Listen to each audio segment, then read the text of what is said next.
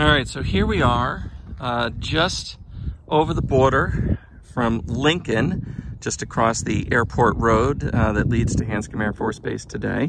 So over there is Lincoln, and then crossing the road, continuing on the old Battle Road, we're now in the town of Lexington. So we're really standing right on the town border.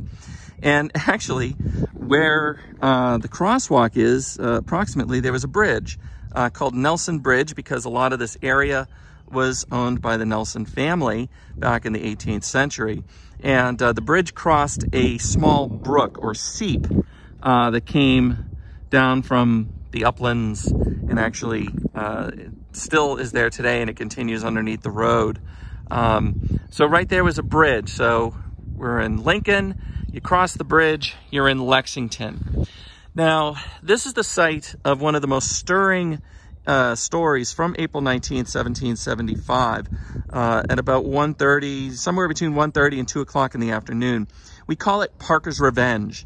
And so in this area is where the Lexington Militia Company, under the command of Captain Parker, went out and engaged the British in the afternoon as the British were retreating from Concord through Lincoln and into Lexington. Now, the primary accounts of this battle are somewhat lacking. We have an account written about 50 years later by Nathan Monroe.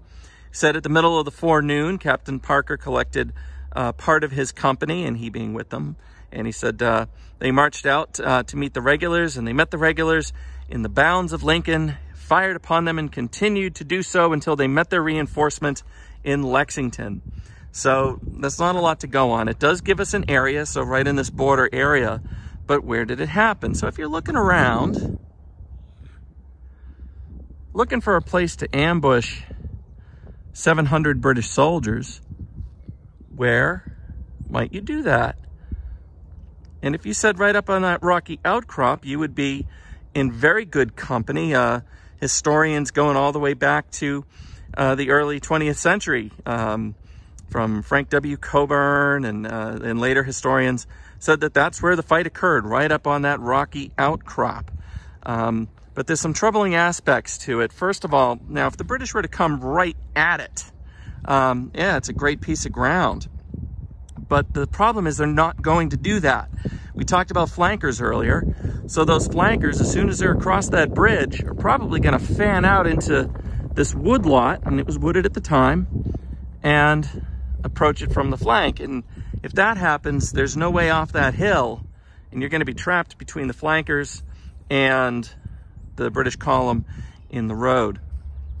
So there are a lot of questions and not a lot of evidence. And so in 2013, the Friends of Minuteman National Park funded an archaeological investigation working with the National Park Service, and they hired Dr. Meg Waters to be the project archaeologist, and volunteers as well came out. We did some selective clearing and metallic sweeps, or using metal detectors scientifically. So full disclosure, if you come out to a national park site, a battlefield, and you start swinging around a metal detector and digging up artifacts, you will be prosecuted and go to jail. That is a crime. This was done scientifically under the supervision of the Park Service so that we could learn something from the context.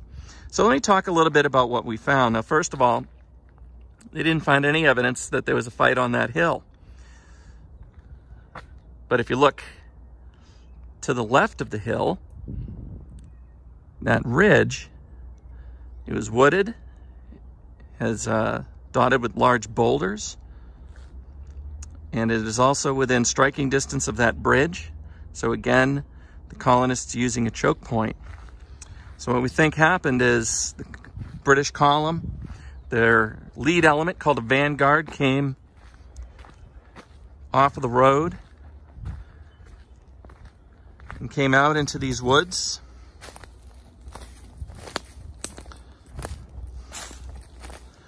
Started to fan out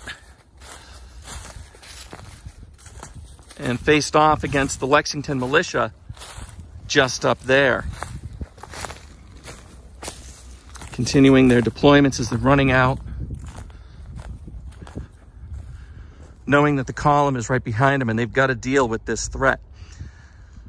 So what they found were sort of a line of musket balls of mixed caliber all along here between the seep. You can see right in front, that wet ground, and the road over there.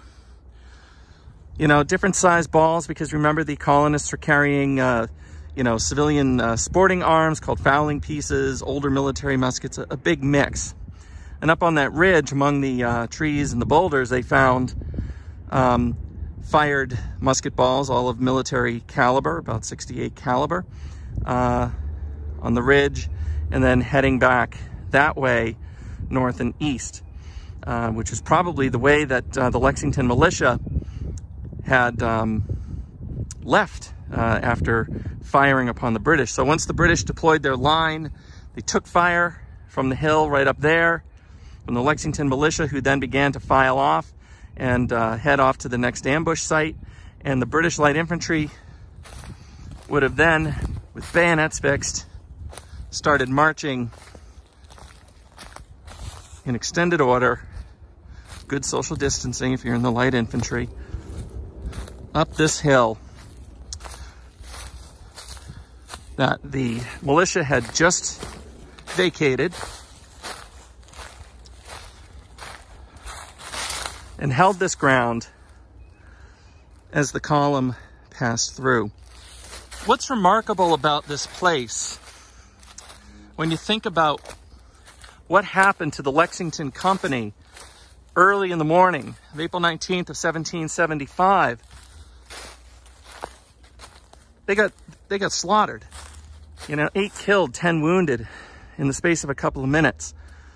But looking at this position, they could do a lot of damage. And it was clear, once it was discovered that this is where they were, they weren't going to let what happened to them in the morning happen to them ever again.